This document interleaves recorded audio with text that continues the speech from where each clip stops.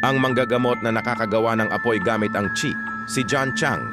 Isipin mo to, may isang tao na kayang lumikha ng apoy gamit lang ang kanyang kamay at enerhiya ng katawan. Ang pangalan niya ay John Chang, isang healer mula sa Indonesia na may kakaibang kakayahan.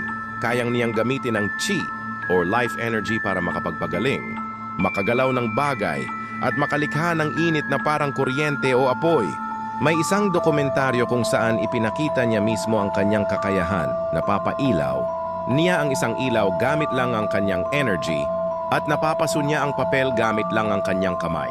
Sinasabi niyang ito ay bunga ng malalim na pagsasanay sa sinaunang martial arts at meditation. Totoo ba ang chi energy at pwede ba itong gamitin sa ganitong paraan? May sikreto bang itinatago ang sinaunang martial arts tungkol sa supernatural abilities? At kung posible ito, pwede ba natin itong matutunan? Anong masasabi mo rito? Fake o tunay na superhuman?